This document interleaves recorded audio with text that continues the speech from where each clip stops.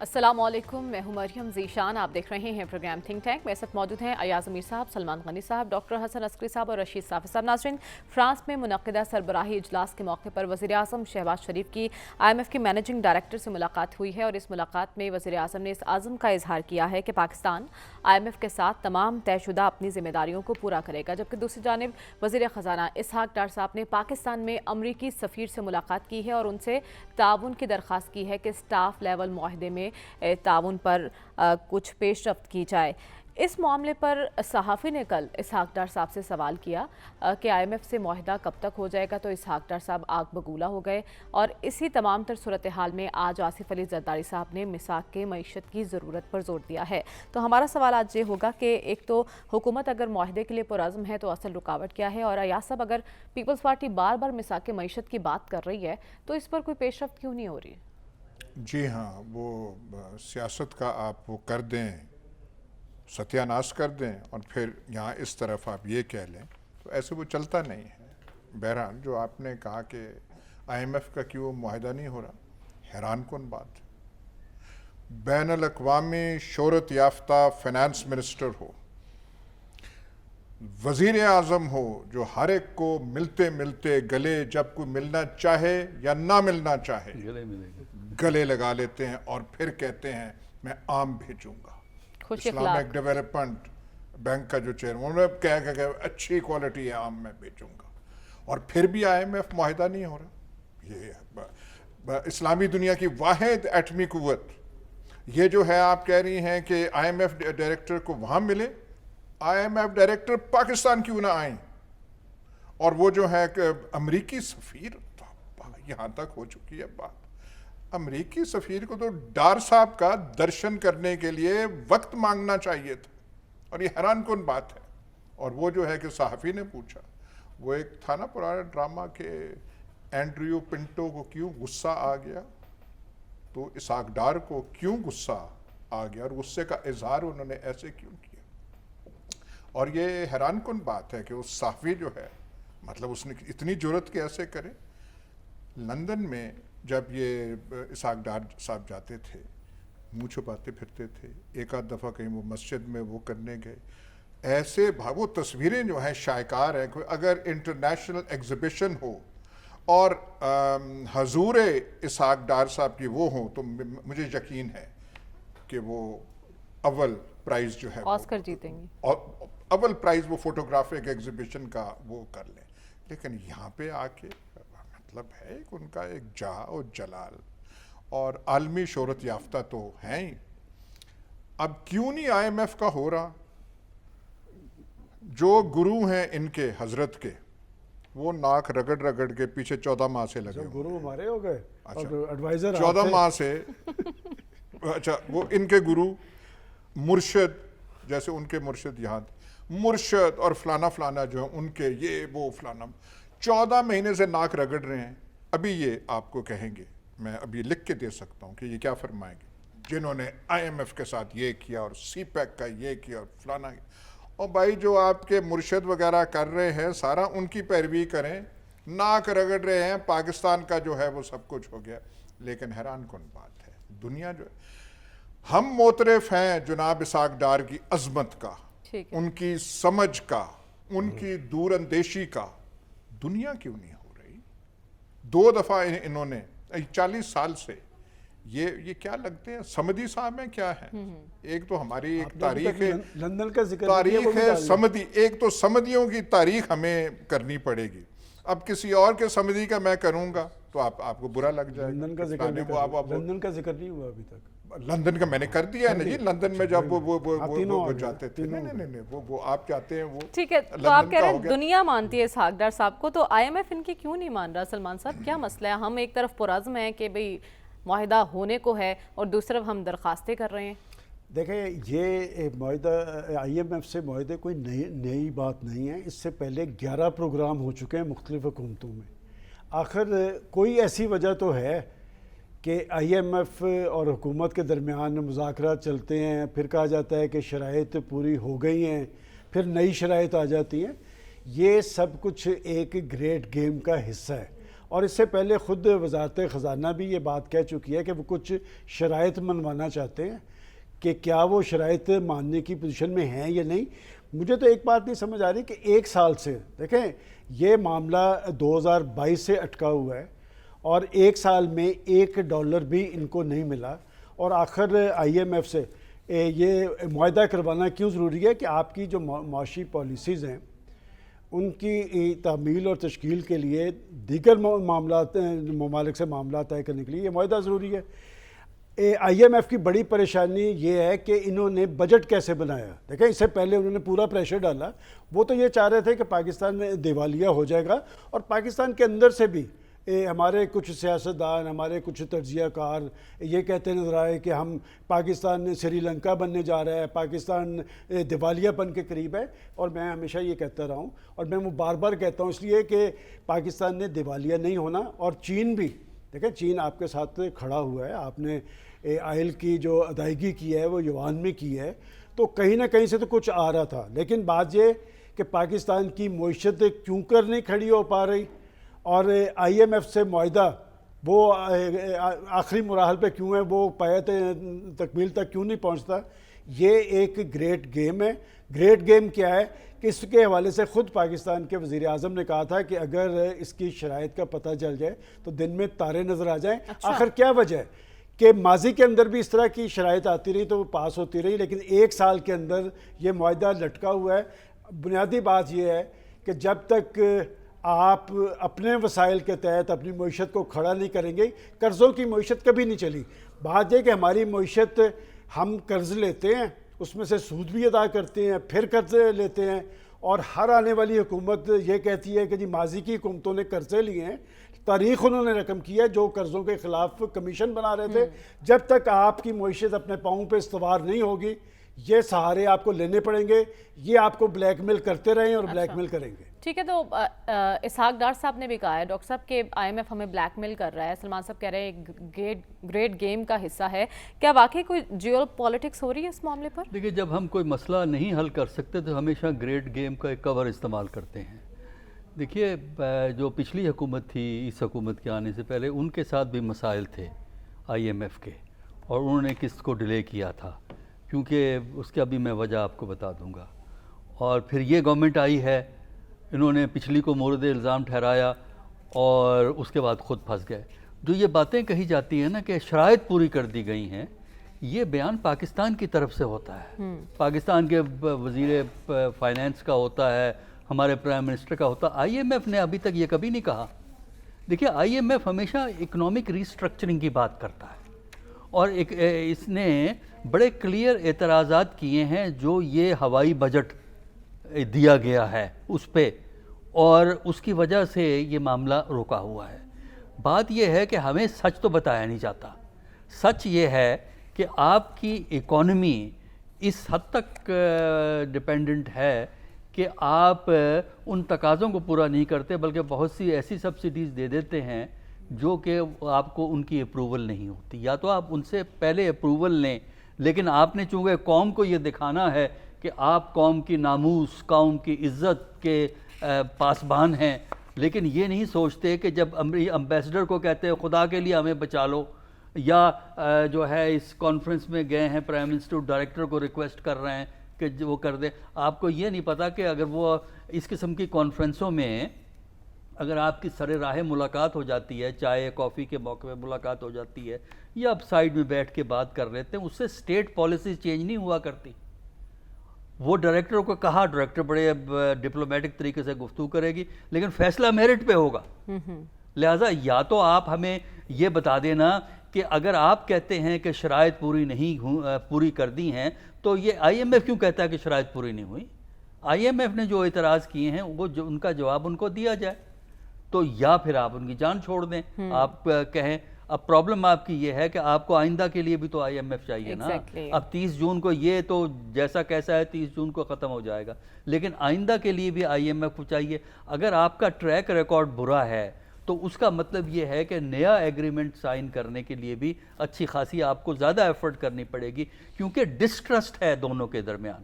جب تک آپ ٹرسٹ میں نہیں بدلیں گے اس کو کہ آپ جو بات کہتے ہیں وہ کریں گے, ہماری پچھلی حکومت کا بھی یہی رونا تھا، اس حکومت کا بھی یہی رونا ہے کہ باتیں کریں گے، ان کے ساتھ کچھ اور بات کریں گے، پاکستان میں آگے کچھ اور بات کریں گے، اور اس سے پھر یہ باتیں چلی جاتی ہیں. اور ہر بات جو آپ یہاں ڈومیسٹک بھی کرتے ہیں ساری کی ساری انٹرنیشنل رپورٹ ہوتی ہیں، کیونکہ ایمبسیز بیٹھی ہوئی ہیں، آئی ایم ایف کا ریپرزینٹیٹو پاکستان میں بیٹھا ہوا ہے، یہ جو بڑکے مارتے ہیں سب بڑکے رپورٹ ہوتی ہیں، آپ کو اندازہ ہونا چاہیے اس بات کا.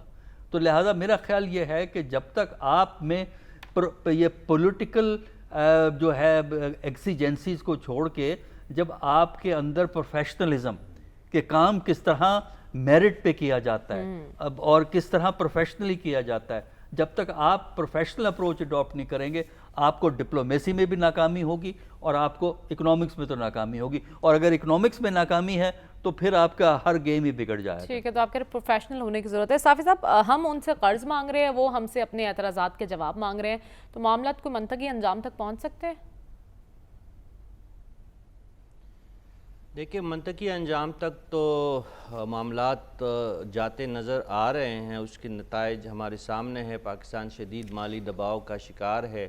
جو مصدق ملک صاحب کے بقول پاکستان کا پلان بی بھی سامنے آ گیا ہے، جو جی سی سی کی 5 کنٹریز ہے ان کی جو ہے ان کی تعاون سے ایک نیا اقتصادی پلان بھی دیا گیا، ایک کونسل بھی بنائی گئی، اس میں آرمی کی بھی موجودگی ہے، اس میں باقی اداروں کے اہم لوگوں کو بھی ڈالا گیا ہے. ایک منظم اور ایک مربوط اسٹریٹجی دی گئی ہے. ایسا نہیں ہے کہ اگر آئی ایم ایف کے ساتھ بالکل بات نہیں بنتی تو پاکستان کے پاس دوسرا کوئی رستہ نہیں ہے. آپ یہ بھی جانتی ہے، خبریں یہ ہیں کہ پیرس سے واپسی پہ اور لندن سے ہوتے ہوئے نواز شریف صاحب اور شہباز شریف صاحب شاید دونوں دبئی یا پہنچ گئے ہیں یا پہنچنے والے ہیں. تو یہ دوسرے طریقے سے یہ ڈپلومیسی بھی جاری ہے، اور شاید سعودی عرب کا بھی دورہ ہو جائے آنے والے دنوں میں، اور چین کے ساتھ پاکستان کے جو تعلقات ہے وہ بھی سب کے سامنے ہے. تو پاکستان کے ساتھ آپشن بہت ہے، لیکن ایک بات ضرور میں کہوں گا کہ پاکستان سے آئی ایم ایف کو ڈیل کرنے میں سیاسی غلطیاں ہوئی ہے. اسحاق ڈار کو رشتہ داری کا فائدہ ملا ہے، اور انہوں نے نواز شریف صاحب کو قائل کر کے یہ دعوے کیے تھے کہ وہ آئی ایم ایف کو جانتے ہیں، ڈیل کروا دیں گے.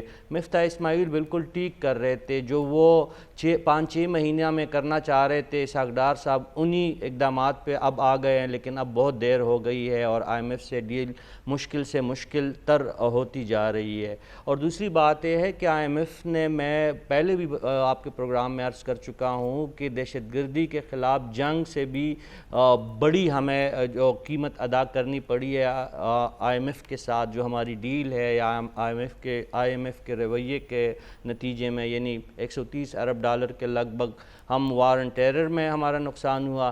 لیکن معاشی ماہرین یہ کہہ رہے ہیں کہ آئی ایم ایف جو عالمی سامراج کا نمائندہ ہے، ان کی وجہ سے حالیہ سالوں میں پاکستان کو 135 ارب ڈالر کا نقصان ہوا ہے. تو یہ چیزیں بھی ہم نے دیکھنی ہیں کہ کون جو ہے ان سامراجی جو قوتیں ہیں، اسپیشلی آئی ایم ایف کے یہاں پہ ایجنٹ کون ہے، ہمارے میڈیا میں وہ لوگ کون ہے، ہمارے انٹیلیجنسیا میں وہ لوگ کون ہے، ہمارے جو معاشی ٹیم ہے ان میں وہ لوگ کون ہیں. آئی ایم ایف جو ہے وہ میرٹ پہ کام نہیں کرتا میرے خیال میں، نہ ورلڈ بینک میرٹ پہ کام کرتے، اپنے مفاد کو دیکھتے. اگر ان کا مفاد میرٹ سے ہٹ کے بھی کسی ڈیل میں ہوگا تو وہ ان کو زیادہ پیسے یا زیادہ شرح سود پہ یقین ہو جائے تو آئی ایم ایف اور ورلڈ بینک پھر میرٹ کو نظر انداز کرتے ہوئے بھی فیصلے ہمارے سامنے موجود ہے. تو میرٹ چیریٹ کی کوئی بات نہیں ہے، اس میں امریکی انفلوئنس ہے. سلمان غنی صاحب بالکل درست اشارہ کر رہے ہیں کہ اس پاکستان کی معاشی مسائل کو ہمیں صرف پاکستان کے حدود کے اندر نہیں دیکھنا ہے، اس کو عالمی منظر نامے میں دیکھنا ہے کہ پاکستان کس بلاک میں کھڑا ہے، کس مقام پہ کھڑا ہے، اور آئی ایم ایف اور ورلڈ بینک جیسے ادارے کس کے انفلوئنس میں ہیں. تو بات سمجھ آ جائے گی. اس میں سیاسی غلطیوں کا عمل دخل ضرور ہے، لیکن چین اور امریکہ کی جو معاشی جنگ ہے اس کا بھی خمیازہ پاکستان کو ہوتے ہوئے بھگتنا چھوٹے پڑ رہا بھائی ہے. اب بڑے بھیا سے ملنے لنڈن چلے گئے ہیں، اور یہ امکانات ظاہر کیے جا رہے ہیں کہ شاید وہ ان کے ساتھ ہی واپس آئیں گے، دبئی یا سعودی عرب جائیں گے. تو ان دوروں کا مقصد آپ کو کیا لگتا ہے؟ जी, एक तो हैरानगी की बात है कि इस हुकूमत के जो दो बड़े दानश्वर हैं, सपूत जो हैं हमारे पास, हमारी खुशकिस्मती है, हजरत हैं और वो जो इस्लामाबाद और KPK को संभाले हुए हैं, ये जब इतने शदोमद से कह रहे हैं कि IMF पे ये करो और साम्राज्य है, तो इनकी अपनी हुकूमत जिनके ये सपूत हैं वो कोई इनकी बात नहीं को सुन रहा। इनको कम से कम इन दानश्वरों की बात। सर हम तो हुकूमतों का हिस्सा और नहीं है कभी। जो हमारे नौजवान और मुतहरक साथी ने बड़ी हौसला अफजा बातें की हैं, उनका हमारे पास ऑप्शन है, वहाँ से जाके शायद हम UAE भी जा रहे हैं, वहाँ से सऊदी अरब भी जा रहे हैं और फिर चीन भी जाने का है। मतलब है कि एक कशकोल हो और वो सिर्फ एक ही दर पे पाबंद हो जाए, तो ये तो बहुत अलमिया है। तो इस कशकोल के 2-3 और ऑप्शंस भी हैं कि कशकोल लिए UAE से अगर दुत्कारे जाते हैं तो सऊदी अरब पहुंच जाएंगे, वहाँ से नहीं तो फिर चीन पहुंच जाएंगे, वहाँ से नहीं तो फिर वापस उसी तनख्वाह पे आ जाएंगे और आमों का सोचेंगे कि किस, मतलब ये कोई मजाक आपने बनाया हुआ है, ये मजाक तो इसको आपने बना दिया इस मुल्क को। कोई पता है कि यहाँ ये मुल्क कहाँ तक पहुँचा हुआ है, किस नहज पे पहुँचा हुआ है? नवाज शरीफ आएंगे नहीं आएंगे? और मुझे बताएं, ये जो आपने मुल्क का सत्यानाश हो चुका है, कोई इसमें नहीं है, और इसका भी किसी ने ख्याल करना या नहीं करना? चार्टर ऑफ इकोनॉमी वो जरदारी साहब कर रहे हैं, मिसाक की मईशत, और थोड़े थोड़े दे दें, वो जो उमरी ग्रुप है उसमें से थोड़े से दे दें। ये मैं कहूँगा कि वो एवनफील्ड अपार्टमेंट की एम्पायर से दे दें तो हमारे दानिश्वर दोस्त जो हैं वो बुरा मना जाएंगे, का जिक्र भी हो और कुछ वहाँ से कर दें। कुछ औरों का ये कर रहे हैं, उनका नाम मुझे जो है जहन से उतर गया, सारा कुछ यहाँ पे है। मतलब इसने आपने, मैं कहूँ लकी इरानियन सर्कस में ज़्यादा संजीदगी है बनिस्बत जो कुछ आजकल पाकिस्तान के साथ हो रहा है। हर एक जो है वो लगा हुआ है, खामखा का एक लगा हुआ है। अब क्या कर रहे हैं, तमन्नाइयाँ कहाँ खर्च हो रही हैं, वो सारा अमल भी मुझ हाफजे से मुझे जा चुका है, मैं बयान नहीं कर सकता कि कहाँ पे है। बुढ़ापे का देखें ना, कितनी कमज़ोरियाँ होती हैं, आपको चीज़ें याद नहीं रहती। पर ये जो है जी इधर का है इधर, और कोई आपको आटे दाल का कोई भाव का पता है, कोई आपको पता है महंगाई का? मुझे याद है, शायद हाँ हमें याद है, जरा पता नहीं तुम्हें याद हो कि ना याद, महंगाई जब होती थी, ओए होए, जो तो जज्बात, जो फिल्मी जज्बात के सीन, शमीम आरा और वो जो है उन्होंने फिल्म बंद की होगी, उन्होंने क्या किया होगा, जो आप और आप तो फरते जज्बात से मगलूब, महंगाई अवाम का किसी को, और वही अवाम अब भी है, वो जा रही है यूनान के पानियों में। जिस किसी को कोई है, हर एक कोई आप पूछे तो सही, 8.5 लाख सेमी प्रोफेशनल लोग पिछले साल चले गए थे। जिस किसी को, आपका तो गांव में ना जाना होता है ना हजरत का जाना होता है, आपको क्या, आप क्या शहर में बैठ के आप वो कर रहे हैं, मामलात है ममलिकत और मामलात इस्लामी दुनिया आप चला रहे हैं, तो आपको इन छोटे मसलों से क्या है? और महंगाई का कुछ पता कि हशर क्या है इस लोगों का कर रहे हैं। वो जो खबर कल परसों यहाँ पे आई थी कि एक वो जो ड्राइवर बेचारा शेखुपुरा का 4 अस्पतालों में गया, सर्विसेज, गुलाब देवी, 2 और प्राइवेट उसका इलाज नहीं था हो रहा, ऑपरेशन हुआ था मेयो हॉस्पिटल, वहाँ से उसका पास, ये तो आपकी हालत है। बच्चों का वो जो करके बोली जा रहे हैं, गरीबों का कोई पुरसाने हाल नहीं है, और हमारे सियासतदान बैठ के अभी सिर्फ मिसाक मईशत की बातें ही कर रहे हैं। सिर्फ बातें ही करते रहेंगे या कुछ करेंगे भी? देखें, ये आसिफ जरदारी साहब ने कोई नई बात नहीं कही। इससे पहले गुज़िश्ता दौर के अंदर उस वक्त के अपोजिशन लीडर ने, जब उनको दीवार से लगाने की कोशिश की जा रही थी और यहाँ बैठ के हम मुंह पे टिशू रख कर उनकी तारीफ़ों में कलाबे मिला रहे थे कि जी ये 1 पेज पाकिस्तान को इस्तेहकाम से 2-4 करेगा, ये 1 पेज के साथ जो है इसमें ग्रामी ले लीजिए जी। वो मैंने टिशू का इशारा कर दिया ना, क्योंकि उन दिनों में टिशू 2 होते थे, एक नहीं था होता। तो बात ये कि उस वक़्त ये बात की गई थी और बड़ी संजीदगी से की गई थी कि पाकिस्तान का रियल इशू मुआशी इशू है, और पाकिस्तान के हुक्मरानों ने इस पे क्योंकर संजीदगी ज़ाहिर नहीं की गई कि बात हर कोई ये कहता है कि कुदरती वसाइल से माला माल मुल्क, लेकिन ये कुदरती वसाइल पाकिस्तान के 22 करोड़ आवाम का एसेट है। इसको लूटा किसने है? बात ये कि इस पे तो कोई दोबारा नहीं है। और हम पहले भी ये बात कर चुके हैं कि जब आप ये कहते हैं जी कि कुर्बानी देनी है कौम को, कुर्बानी भाई ये तो कौम है ही, पैदा ही कुर्बानियाँ देने के लिए हुई है। ये मुल्क बना तो कौम के लिए था, लेकिन इसको लूटा किसने है और यहाँ तक हम इस नहज पे क्यों पहुँचे। और ये जो IMF के चुंगल से निजात की बात की गई थी कि जी मैं तो खुदकशी को तरजीह दूंगा, ये जो सारे मुआहदे हुए, वो जो रज़ा बाकर साहब आए एक एजेंडा लेकर, स्टेट बैंक को गिरवी रख दिया गया। बात ये कि जब तक पाकिस्तान के कौमी मफादात से खेलने वालों के गिर्द कानून का शिकंजा नहीं कसा जाएगा, पाकिस्तान मुआशी हवाले से आगे नहीं जाएगा। यहाँ जो कहा जाता है कि जी वो IMF तो मेरिट पे बात, कौन सा मेरिट है? अगर मेरिट की बात होती तो इसहाक डार साहब जाके अमरीकी सफ़ीर से मिलते। वैसे मैं आपको एक खबर दे दूँ कि 30 जून से पहले हो सकता है, कभी इम्कान है कि ये मुआहिदा हो जाएगा, इसलिए कि उसका खित्ते के अंदर असल अफ़गानिस्तान है। अच्छा। और उसे पता है कि अफ़गानिस्तान के अंदर से वो आए तो थे 52 ताकतों के साथ मिलकर, लेकिन पाँव उखड़ गए थे, इसलिए कि आए तो थे तसल्लुत बनाने के लिए। फिर पाकिस्तान ने निकालने में मदद दी थी अमेरिका को और उसके जितने उसके हलीफ थे, कि पाकिस्तान ने बुनियादी रोल अदा किया था। पाकिस्तान की एक इलाकाई अहमियत और हैसियत है, वो पाकिस्तान को इस तरह चीन के मरूने मिन्नत नहीं छोड़ेंगे। अच्छा। और उनको ये पता चल गया है। देखिए यानी आप आप भी अपने अखबार उठा के साहब देख की रहे हैं, तरह श्योर हैं कि ये मुआहिदा हो जाएगा? मैं कहता हूं स्टाफ कि लेवल ये का। स्टाफ लेवल का मुआहिदा अगले एक हफ्ते में हो सकता है। ठीक है, ये बात है आपकी कि information है। इस पे मुझे प्राइम आगे मिनिस्टर ने बढ़ना भी बात बहुत की कम है। है। बात आगे बढ़ने से पहले ये है कि हमें इतना अपने आप को अंडर एस्टिमेट नहीं करना चाहिए, ठीक और है। पाकिस्तान का असल इशू है मईशत, और इस पे संजीदगी जाहिर करनी ठीक है चाहिए। डॉक्टर साहब, आपकी नज़र में मिसाक मईशत की बातें सिर्फ बातों की हद तक है या इस पर कोई अमल भी हो सकता है? अगर अमल होगा तो क्या फ़र्क पड़ेगा? देखिए मिसाक वो क्या कहते हैं, मईशत। मईशत हो या 2035 की इकोनॉमिक प्लानिंग हो जिसका 20 जून को हुकूमत ने ऐलान किया है, ये सब बातें खला में नहीं होती। ये ख़ास पॉलिटिकल और सोशल जो कॉन्टेक्स्ट होता है, सियासियात होती है, जो माशरत होती है किसी मुल्क की, उस माहौल के अंदर ये होता है। तो अगर जिस किस्म की सियासत पाकिस्तान में इस वक्त है, जिस किस्म के हालात पाकिस्तान में इस किस्म के हैं, जिस किस्म के रिलेशनशिप मुख्तलिफ हलकों के एक दूसरे के साथ इस वक्त मौजूद हैं, उसमें ये बात करना लोगों को बेवकूफ़ बनाना है। देखिए ना, मुझे ये बताइए, जिन मुल्कों ने इक्तिसादियात को डील किया है, एक मामूली से मुल्क से बड़े मुल्क बने हैं, उन्होंने क्या किया है?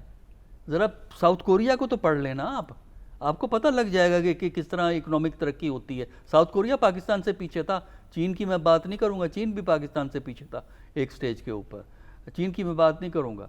तो इसी तरह ईस्ट एशिया के मुल्कों को देखिए, उन्होंने क्या किया।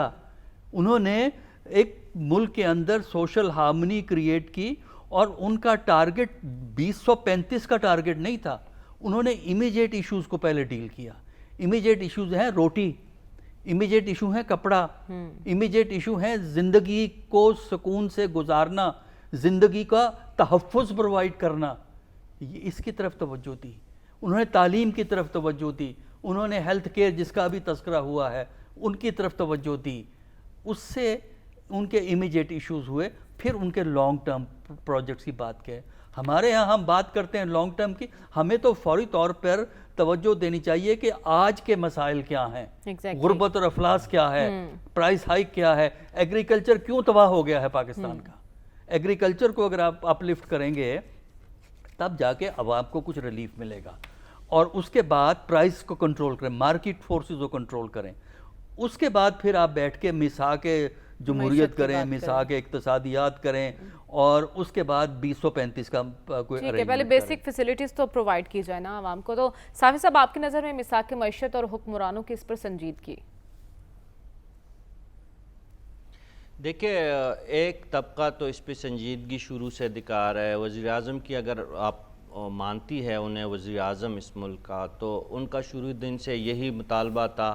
ज़रदारी साहब एक बड़ी जमात को रिप्रेजेंट कर रहे हैं, मईशत पे उनकी तवज्जो है, वो मिसाक़ी जमहूरियत की तरह मिसाक़ी मईशत वो चाहते हैं। जब हम इस बात पे मुत्तफ़िक़ हैं कि सियासी रवादारी और सियासी इस्तेहकाम के बग़ैर हम माशी तरक्की के अहदाफ हासिल नहीं कर सकते, تو یہ سیاسی استحکام اور رواداری کس طرح پیدا ہوگی؟ وہ آپ نے بیٹھ کے بات کرنی ہوگی ایک دوسرے کے ساتھ، آپ نے لاہ عمل تیار کرنا ہوگا، آپ نے اپنی سیاست کو ایک سائڈ پہ رکھنا ہوگا، اپنے ایگو کو، اپنے اناؤ کو ایک سائڈ پہ رکھ کے اگر یہ حکومت نالائق ہے، ان کے جو معاشی ماہرین نالائق ہے، تو جو لائق فائق ہیں، جو عالم فاضل ہے، جن کی دنیا کے ہر مسئلے کا علم ہے اور ان کا حل بھی ان کے پاس ہے، تو وہ لوگ سامنے آئے اور ان کو درست سمت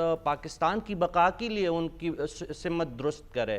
بے شک اگر ان کے ساتھ سیاسی معاملات طے نہیں کرتے تو نہ کرے، لیکن معیشت کا انہیں رستہ بتائے۔ یہ سب کس سائیڈ سے سامنے آئے؟ جو دو جھنڈے لگا کے جو دو جھنڈے لگا کے ایک تقریر ہر روز جاڑی جاتی ہے نامعلوم قوم کے سامنے، اس قوم کا جو سب سے بڑا لیڈر ہے وہ چلے، وہ سیاست کے لیے تو ان کے پاس ہر حل اور حربہ وہ بیان کرتے ہیں، ہمیں بتائے، ان لوگوں کو بتائے کہ ان کے پاس اس کا کیا حل ہے، وہ اس کے بغیر وہ بھی کچھ نہیں بتاتے، یہ بھی ان پہ بھی کوئی بھروسہ نہیں ہے۔ لیکن ایک بات ہے کہ پاکستان کو دیوالیہ دیکھنے والی قوتوں کو پہلے بھی ناکامی ہوئی تھی اور آئندہ بھی وہ ناکام ہوں گے، اور وہ تو ایک الگ مزہ ہوگا کہ جب یہ مسلم لیگ نون کی قیادت واپس پاکستان آئے گی، اور اگر اللہ تعالیٰ نے ہم پہ ہماری حالت پہ رحم کہا کہ ہماری حالت کچھ بہتر ہوئی، تو پھر تو آپ دیکھنے کی بات ہوگی، پہلے تو 2 ٹیشو استعمال ہوتے رہے، پھر پتہ نہیں 4 اور 6 ڈبے آپ کو رکھنے پڑیں گے۔ ٹھیک ہے، لیکن جن کی آپ بات کر رہے ہیں ان کے حوالے سے بلاول بھٹو زرداری نے کہا ہے کہ چیئرمین پی ٹی آئی نے اپنی پارٹی کو بند گلی میں لا کھڑا کیا ہے، اور ہم نے آگے یہی بات کرنی ہے کہ پی ٹی آئی سے کنارہ کشی کرنے والوں کا سلسلہ جاری ہے۔ اب پارٹی کی بقا کے لیے کتنا خطرناک ہے یہ عمل، اسی پر بات ہوگی اس بریک کے بعد۔ اسٹے ود اس۔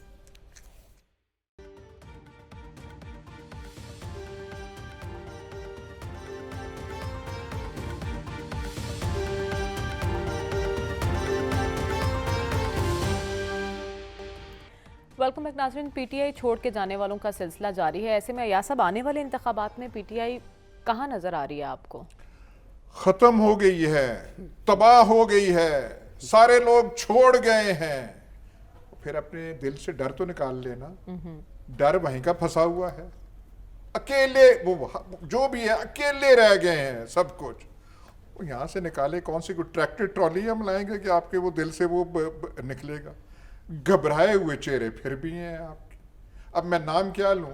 وہ جو چھوڑ کے گئے ہیں وہ تول لیا کریں کہ کون چھوڑ کے گیا کون ہے۔ اب جو ہیں ان کا نام لوں گا تو آپ کو یہاں پہ آپ کو پتہ نہیں بخار چڑھنے لگ پڑے گا، یہاں سے لے کے یہاں تک سارا وہ ہوگا وہاں پہ کر کے۔ نام لے لیں، چند ایک ہیں جو ساتھ رہ گئے ہیں، ان کا چند ایک ہی ہیں جو ساتھ رہ گئے، وہ جو ہے صرف پھر وہ شہریار افریدی، یاسمین راشد، وہ عمر سرفراز چیمہ، وہ جو خواتین جو ہیں انہوں نے توبہ توبہ توبہ، لاہوریوں کو تھوڑی سی شرم آنی چاہیے، وہ اتنی بریو لڑکی ہے، وہ ایسے کر کے وہ کچھ کرے۔ لیکن ہم نے دیکھا ہے کہ جو چھوڑ کے جا رہے ہیں انہی کو نوازا گیا تھا پارٹی میں وزارتوں سے، لیکن اب جب یہ لوگ چھوڑ کے جا رہے ہیں تو اس کے پارٹی پر اثرات کیا ہوں گے؟ بات یہ ہے کہ یہی تو المیہ ہے سب سے بڑا۔ ابھی انہوں نے جن کے نام لے دیے، مجھے تو ان کی فکر پڑ گئی۔ آپ کو یاد ہے جو یہاں سے کہا تھا کہ وہ پرویز خٹک کھڑا ہے، وہ اسد کیسر کھڑا ہے، وہ کہاں گئے؟ بات یہ کہ پولیٹیکل پارٹیز پولیٹیکل عمل کے ساتھ مشروط ہوتی ہے، تکبر کے ساتھ، غرور کے ساتھ نہیں ہوتی۔ جب سیاست کرنی ہوتی ہے تو سیاست کے لیے آئین پاکستان کے تابع بننا ہوتا ہے۔ اور آپ نے کہا کہ آنے والے الیکشن میں دیکھیں، بات یہ کہ مجھے پارٹی تو نظر آ رہی ہے، لیکن ایک قدرتی عمل بھی ہے۔ میں کہنا مناسب تو نہیں سمجھتا کہ جو اعمال ہیں وہ اعمال سارے آگے آ رہے ہیں۔ ابھی یہاں پر بیٹھ کے لندن کی بات کی گئی ہے، یہاں پر لوٹ کو سوٹ لوگوں کو تو چور اور ڈاکو قرار دیا جاتا تھا، یہاں پر تو صرف گھڑیوں کی کمائی ایسی ہے کہ یہاں پر بیٹھنے والوں نے بھی کہا تھا کہ یہ تو چول ماری ہے۔ تو بات یہ کہ جب اپنی سیاست کے لیے اور اپنے مفادات کے لیے چول ماری جاتی ہو، پھر لوگوں کو اس آگ کا ایندھن نہیں بنانا چاہیے کہ ٹھیک آج ہے۔ سیاسی کارکن تو اندر ہیں، اور ایک گلہ مجھے ضرور ہے کہ سیاسی کارکن تو بیچارے باہر کھا رہے ہیں، ابھی کہا گیا کہ وہ خواتین بھی وی کے نشان بنا رہی ہیں، مائنڈ سیٹ کیوں نہیں پکڑا جا رہا؟ یہ بہت اہم سوال ہے کہ مائنڈ سیٹ جس نے سارا پلان کیا تھا، ٹھیک جس ہے۔ نے کہا تھا کہ باہر نکلو اور جہاد کرو اور پھر اگر مجھے اریسٹ کریں گے تو پھر دوبارہ یہی کچھ ہوگا۔ ٹھیک ہے، آج تک وقت مائنڈ کم ہے، سیٹ مجھے کے آگے- بریک کا کہا جا رہا ہے، اسی معاملے پر ڈاکٹر صاحب سے بھی گفتگو کرنی ہے، لیکن اس بریک کے بعد اسٹے ود اس۔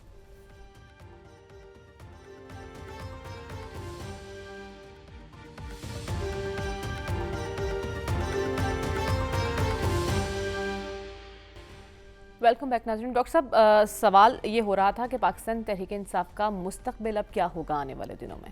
دیکھیے، جو جس قسم کا سلوک پی ٹی آئی کے ساتھ ہوا ہے اس سے وقتی طور پہ تو پارٹی کمزور ہو جاتی ہے، لیکن ہم نے یہ پہلی دفعہ نہیں ہو رہا، کچھ پارٹیاں وقتی طور پہ تتر بتر ہو جاتی ہیں لیکن بعد میں دوبارہ وہ ری جنریٹ ہو جاتی ہیں، اور آج کے دور میں صرف ایک خاص پارٹی ہی پریشان نہیں ہے، وہ تو ہے کیونکہ ٹارگٹ وہ ہے، لیکن جو دوسری پارٹیاں ہیں وہ بھی ڈر رہی ہیں، اور وہ اس لیے زیادہ ڈر رہی ہیں کہ اگر الیکشن ہوا تو کہیں پولیٹیکل انجینئرنگ جو کی جائے گی، کہیں اس پولیٹیکل انجینئرنگ میں ایک پارٹی کے بجائے باقی دو بڑی پارٹیاں بھی بیچ میں نہ آ جائیں، تو اس لیے بات یہ ہے کہ پولیٹیکل انجینئرنگ کے طریقے ہیں، کبھی جبر استعمال ہوتا ہے، کبھی صبر استعمال ہوتا ہے، اور کبھی کو آپشن استعمال ہوتی ہے۔ کو آپشن سے ہماری مراد یہ ہوتی ہے کہ آپ کچھ لوگوں کو سلیکٹ کر لیتے ہیں۔ دیکھیے، ہم نے ماضی میں دیکھا ہے کہ کچھ لوگوں کو سلیکٹ کیا جاتا ہے، چن لیا جاتا ہے، کچھ لوگوں کو ایکسکلوڈ نکال دیا جاتا ہے، اور اس کے بعد پھر سیاسی نظام ایک خاص ڈائریکشن میں چلتا ہے۔ تو اس لیے تو ہم کہتے ہیں نا کہ پاکستان میں اگر پولیٹکس کو سمجھنا ہے، جو پولیٹیکل انجینئرنگ کا ڈائنمکس ہے اس کو سمجھنا ضروری ہے، اور پولیٹیکل انجینئرنگ کے ڈائنمکس سے بہت سے ڈومیسٹک پلیئر بھی ہیں۔ ایسا واقعہ ہوا تھا؟ کیا وقت کم ہے، مجھے آگے بڑھنا واپسی ہے، ماضی میں ہوا ہے، میں آپ کو مثالیں دے سکتا ہوں، لیکن ڈاکٹر صاحب ابھی ہمارے پاس وقت کم ہے، ہمیں آگے بڑھنا ہے۔ صافی صاحب، بلاول کا ماننا ہے کہ پی ٹی آئی اس وقت بند گلی میں جا چکی ہے، کیا آپ کو ایسے لگتا ہے پی ٹی آئی کے پاس کوئی آپشن نہیں ہے؟ اگر آپ بتا سکتی ہے کہ ان کے پاس کیا آپشن ہے، یا جو فاضل پینل آپ کے ساتھ جو 3 فاضل بیٹھے ہیں دوست ہمارے، ان سے اگر آپ رہنمائی دلوا سکتی ہے تو دلوا دے مجھے، تو واقعی یہی جو بلاول بھٹو صاحب فرما رہے درست لگ رہا ہے۔ اور ابھی تو جھٹکے باقی ہے، جو پختونخوا کا مجھ سے بھی زیادہ درد دل رکھنے، ان کے لیے درد اپنے سینے میں رکھنے والے جناب ایاز صاحب جو ہے، میں ان کا مشکور رہتا ہوں، ہمیشہ وہ پختونخوا کی بات کرتے ہیں، وہاں سے تو ابھی کچھ ہوا ہی نہیں ہے۔ پرویز خٹک صاحب کی جو بات ماضی میں کی جا رہی تھی، اب انتظار کریں، عید کے 8ویں 10ویں دن آپ کو ایک ایسا سرپرائز سامنے آپ کو ملے گا کہ آپ کو تمام کہانی سمجھ آ جائے گی۔ اور ہمایون اختر کے جانے کو بڑی بات نہیں سمجھا جا رہا ہے، لیکن ایوب خان کے پوتا آج بیٹھ کے عمر ایوب صاحب وہ پرویز خٹک کو نوٹس دے رہا ہے، کس کے بہاف پہ؟ جو امت مسلمہ کے سب سے بڑے لیڈر تھے ان کے بہاف پہ۔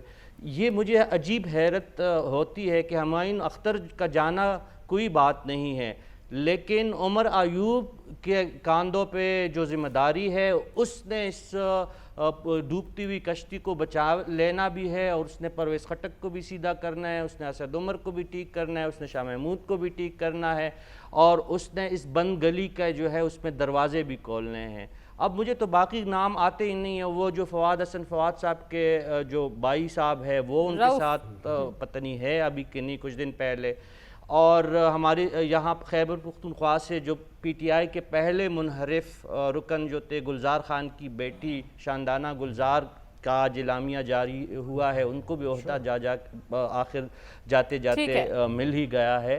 تو پارٹیاں جو ہوتی ہے وہ تنظیم پہ چلتی ہے، جب آپ کے پاس گواہ کے لیے کوئی اویلیبل نہیں ہے اور آپ کو لطیف کوسا کے گھر جانا۔